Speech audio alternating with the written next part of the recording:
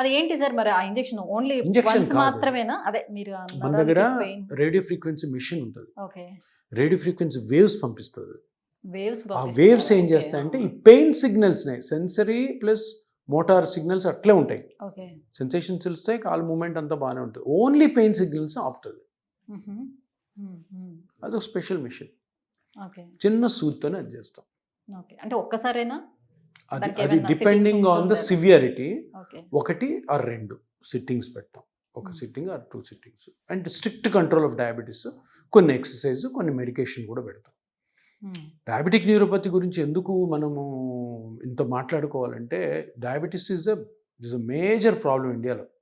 Sweetest country of the world అంటారు.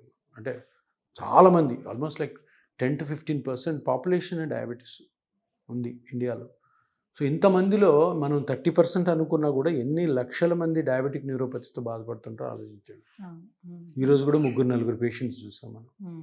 So diabetic neuropathy అంత burden ఉంది కాబట్టి డయాబెటిక్ న్యూరోపతికి ఈ టెక్నిక్ చాలా యూస్ఫుల్. ప్లస్ ఆల్సో ఇది without complications and side effects.